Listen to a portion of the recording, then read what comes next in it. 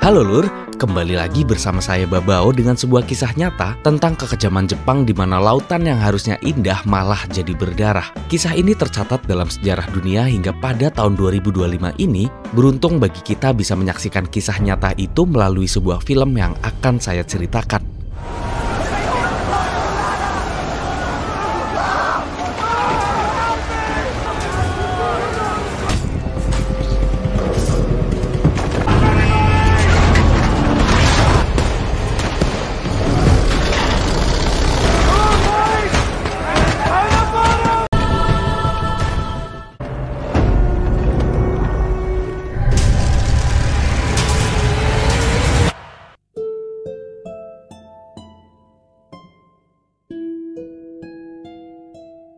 Cerita dimulai pada Oktober 1942. Adegan membawa kita pada perairan Sousan, Tiongkok yang terisolasi dari dunia luar. Di sana terdapat sebuah pulau bernama Dongji yang dihuni oleh para nelayan tangguh di mana hidupnya bergantung sepenuhnya pada sumber daya laut. Namun sejak Jepang datang menjajah, para nelayan dilarang melaut. Perahu-perahu mereka yang dulunya jadi sumber kehidupan, kini hanya bisa membusuk di pinggiran pantai. Penduduk Dongji terkurung di tanah mereka sendiri, hidup di bawah bayang-bayang todongan senjata dan arogansi tentara Jepang. Di tengah kehidupan pulau yang penuh tekanan itu, kita dikenalkan dengan dua saudara adik dan kakak bernama Ahbi dan Ahdang. Mereka adalah nelayan kepenuh beranian, dan tentu laut sudah jadi rumah kedua mereka sejak kecil. Mereka bisa berenang menahan nafas lebih lama dari manusia normal. Kalau ibarat di Indonesia, mereka adalah suku Bajau. Mereka udah menyatu banget dengan laut. Hal itu bisa kita lihat dari cara berenang mereka yang lancar banget, udah kayak ikan.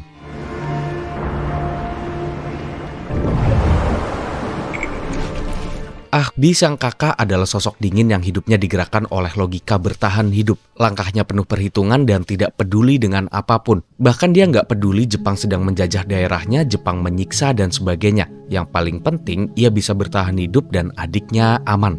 Bagi Ahbi, tunduk pada Jepang bukan berarti takut, tapi cara paling rasional untuk tetap melihat matahari terbit di esok hari. Berbeda dari kakaknya, Ahdang jiwanya bagai api yang nggak bisa padam. Masih muda, penuh emosi dan keyakinannya pada keadilan membara. Ia sangat membenci tentara Jepang karena ulah merekalah ia harus hidup sebagai yatim piatu dan para kerabat juga saudara yang menjadi korban. Bagi Ahdang, kehormatan jauh lebih berharga dari nyawa. Perbedaan pandangan itu membuat dua saudara sering bertabrakan. Ahbi sikapnya cuek seperti sudah kehilangan jiwa pejuangnya, sementara Ahdang berjiwa patriotis. Suatu pagi, Ahbi dan Ahdang nekat melaut diam-diam untuk mencari ikan. Namun hari itu tiba-tiba Ahdang yang sedang menyelam melihat kapal selam yang ukurannya gede banget melintas di atasnya.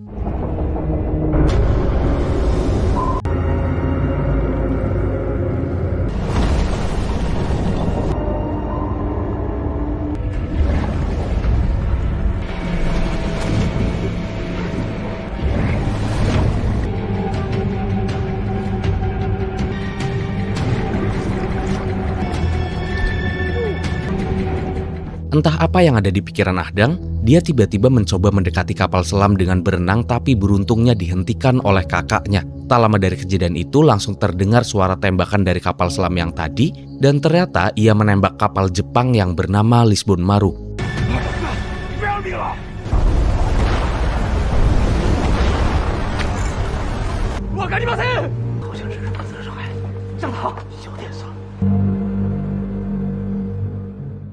Diketahui kapal selam tadi adalah kapal selam Inggris yang mencoba memberi perlawanan pada kapal Jepang. Ternyata kapal Jepang itu berisi tawanan para tentara Inggris, sehingga kapal selam milik Inggris menembaknya agar setidaknya kapal Jepang tak bisa melanjutkan perjalanan dan terjebak di sana.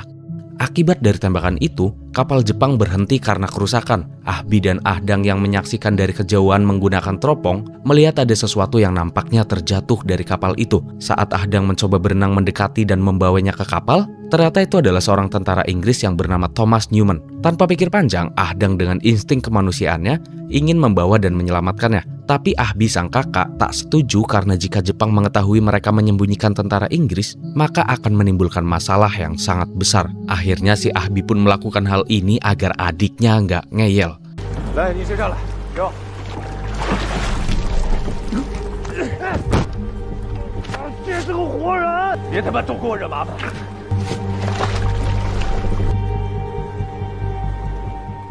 Tapi setelah meninggalkan Thomas di lautan dan mereka sampai ke daratan tempatnya tinggal, Ahdang tetap nekat balik lagi untuk nyelamatin si Thomas dan membawa ke tempat tinggalnya.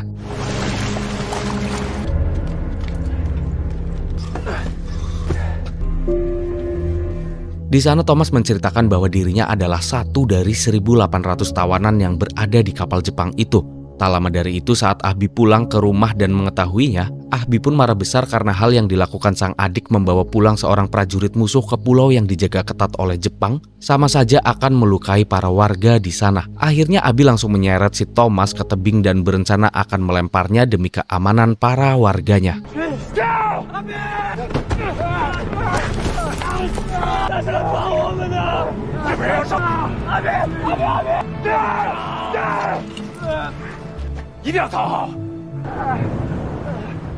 Akhirnya karena kepedulian yang dimiliki adiknya, Ahbi pun membiarkan si Thomas diselamatkan dan hanya menyuruh adiknya untuk hati-hati dalam menyembunyikannya. Setelah Ahbi pergi, nampak Thomas dan Ahdang yang duduk di tepi tebing. Di sana Thomas memberi ucapan terima kasih walaupun mereka tak saling paham karena bahasa mereka berbeda. I know you don't understand, but thank you.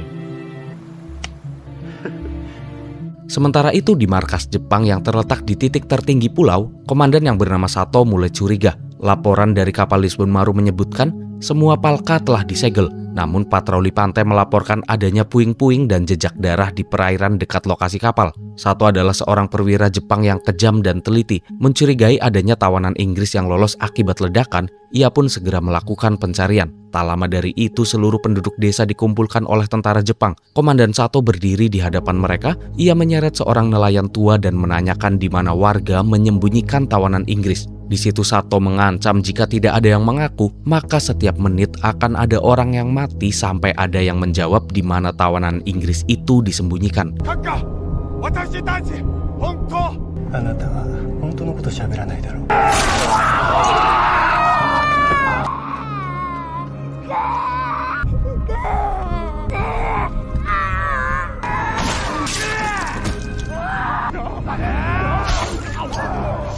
Dari tebing, Thomas yang mengetahui permainan Jepang pasti akan menghabisi masyarakat. Sebagai seorang tentara, dia berencana menyerahkan diri agar Jepang berhenti mengeksekusi para warga. Tapi nampak Ahdang yang menahan Thomas hingga Thomas yang udah nggak tega karena anak-anak pun harus jadi korban. Thomas pun melumpuhkan Ahdang untuk sementara.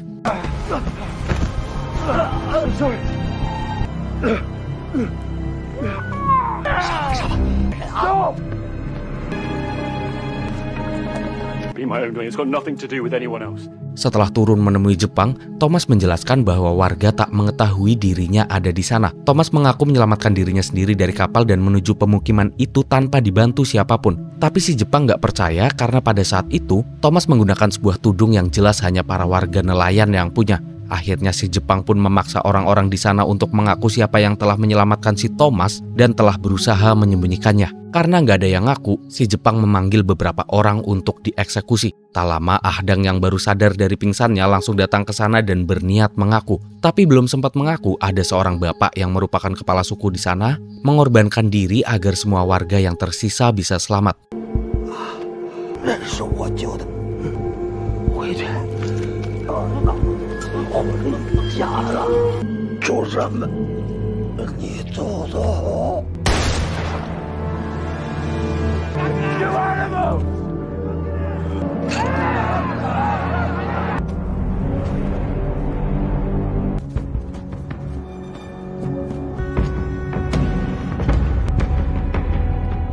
Melihat itu, Ahdang terpancing emosi, sedikit membantah dan mengomentari kekejaman Jepang. Akhirnya karena sifat memberontak, Ahdang dibawa bersama Thomas untuk dikurung dalam kapal bersama 1.800 tawanan lainnya. Nampak Ahbi yang entah dari mana baru datang pun gak bisa berbuat apapun. Adiknya sudah dibawa dan beberapa warga sudah tergeletak menyedihkan.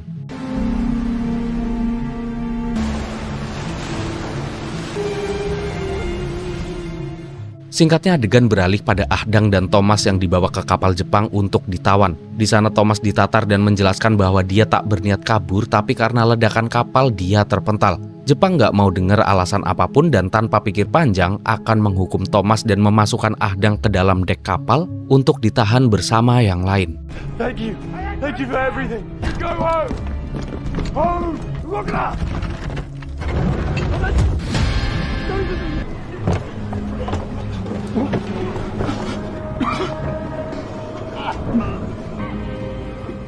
Di dalam dek kapal, Ahda nggak bisa berhenti berpikir. Dia terus membayangkan kejadian tadi di mana dia harus melihat Thomas dieksekusi di depan matanya. Di sana ia semakin membara, ingin berjuang tapi entah harus dengan cara apa melawan tentara Jepang.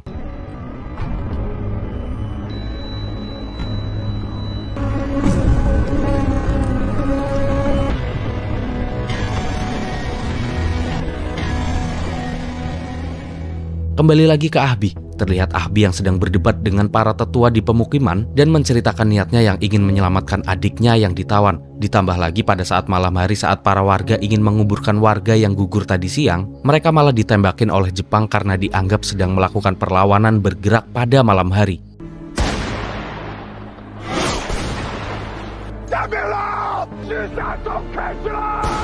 Melihat itu, Ahbi yang udah muak merasa tak berguna.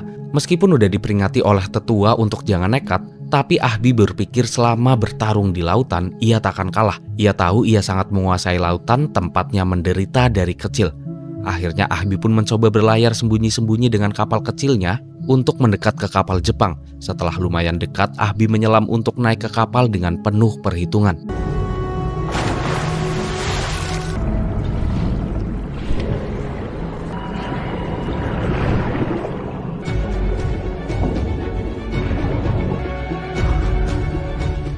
Setelah berhasil naik, Ahbi mindik-mindik pelan-pelan dan melihat keadaan kapal yang ternyata udah miring dan setengah tenggelam akibat tembakan kapal selam di awal film tadi. Di sanalah Ahbi menggunakan lubang kerusakan kapal untuk masuk ke tempat adiknya berada dan menyelamatkan adiknya yang ternyata sedang berenang mencoba kabur. Dan setelah berhasil menyelamatkan adiknya, Ahbi akan segera membawanya pergi dari kapal dan menyelamatkan diri. Tapi tiba-tiba Ahdang dengan jiwa patriotisme yang tinggi, dia malah putar arah dan memilih membuka dek kapal di mana para tawanan ditahan dan berniat menyelamatkannya.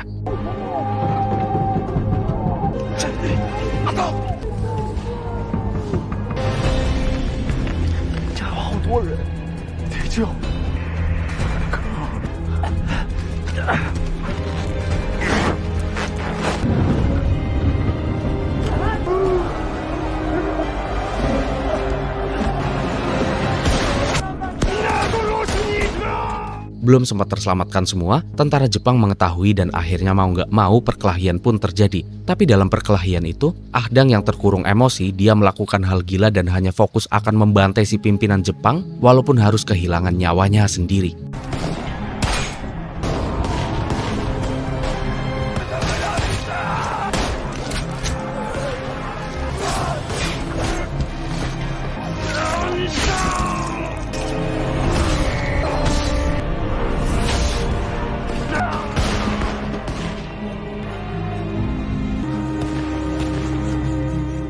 Setelah itu Ahbi pulang bersama tawanan Inggris yang berhasil diselamatkan dengan cara berenang ke pemukiman. Di sana ia juga membawa adiknya dan berharap bisa menyelamatkan nyawa adiknya walaupun nampak jelas tubuh yang sudah sangat pucat. Di sana Ahbi nggak menyerah, dia tetap membawa adiknya ke ruangan untuk diobati, walaupun pada akhirnya adiknya benar-benar tak bisa tertolong. Pada malam itu juga, disinilah titik balik sang kakak yang tak ikhlas harus kehilangan adiknya. Dengan keinginan penuh untuk membalas semua perlakuan Jepang, Ahbi sembunyi-sembunyi datang ke mercusuar Jepang dan dia menghabisi satu persatu tentara yang ada di sana dengan sangat brutal tanpa takut, tanpa keraguan sedikit pun.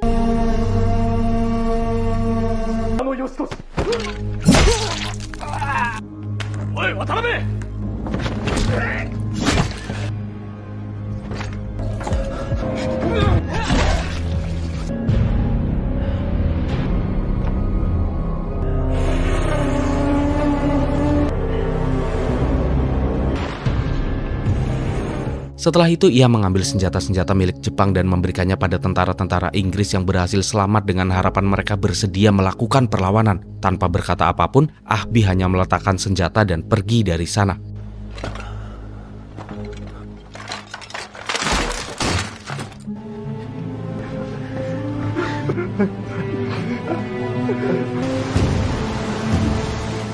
Di keesokan harinya setelah tenaga terkumpul, Ahbi nekat berlayar menuju kapal Jepang. Dia kembali naik sembunyi-sembunyi ke kapal yang sudah setengah tenggelam karena kerusakan. Naasnya di sana saat ia sampai ke kapal, dia cukup dikejutkan karena kurungan para tawanan sudah tenggelam oleh air.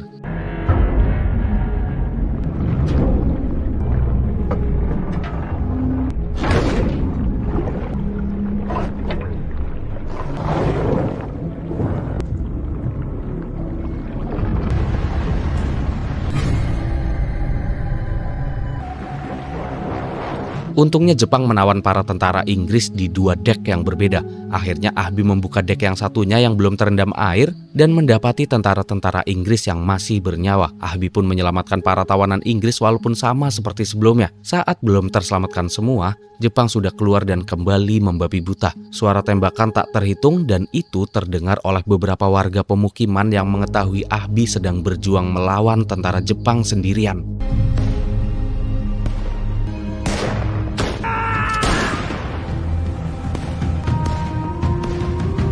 Para warga hanya bisa mendengarkan suara tembakan tanpa tahu apa yang terjadi. Beruntungnya di saat itu Ahbi dengan segala kemampuan berburunya sejak kecil, instingnya bisa digunakan untuk melumpuhkan satu persatu tentara Jepang dengan dibantu oleh tawanan-tawanan yang berhasil melepaskan diri.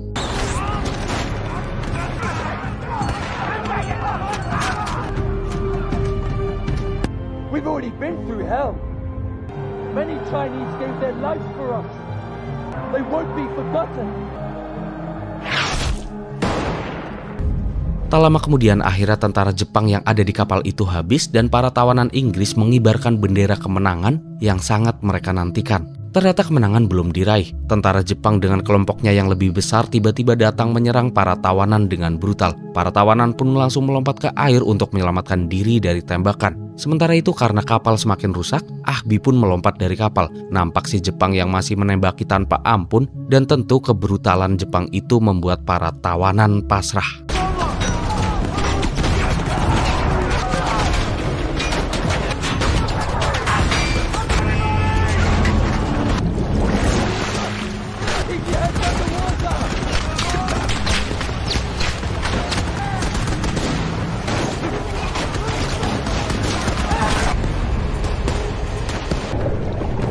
Tapi tak lama terlihat Ahbi yang membawa kain dan menyangkutkan kain itu ke kipas kapal hingga kapal Jepang terhenti. Disitulah para tawanan kompak bekerja sama untuk membalikan kapal milik Jepang. Let's go for that boat!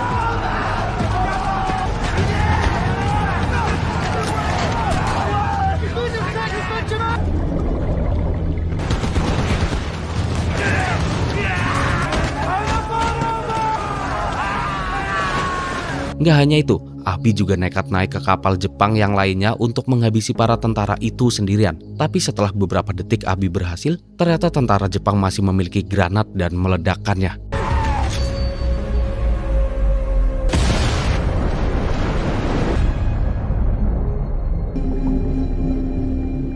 Beruntung Ahbi masih bisa selamat walaupun dengan luka yang parah di lengan kanannya sampai tak bisa lagi digerakkan. Tapi nggak berhenti di situ, ternyata kapal utama Jepang juga datang untuk melakukan penyerangan. Ahbi yang melihat itu pun pasrah sepasrah-pasrahnya dan nggak bisa berbuat apa-apa lagi hingga hal ini terjadi.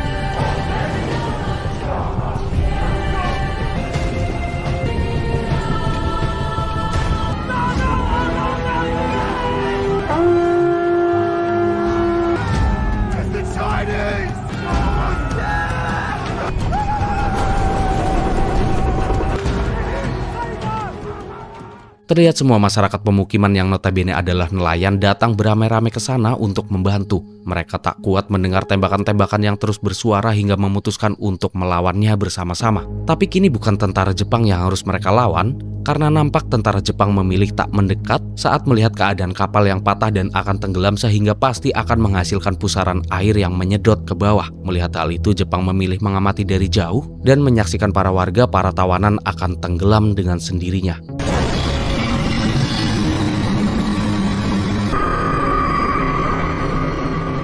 Tapi berkat kemampuan para warga mengendalikan kapal, mereka berhasil selamat dari pusaran air walau harus kehilangan Ahbi karena tangannya terluka parah dan tak bisa berenang mendekati perahu. Para warga sudah berusaha dengan membentangkan tali agar diraih oleh Ahbi, tapi dengan luka dan tenaga yang udah nggak tersisa, akhirnya Ahbi gagal diselamatkan dan harus tenggelam.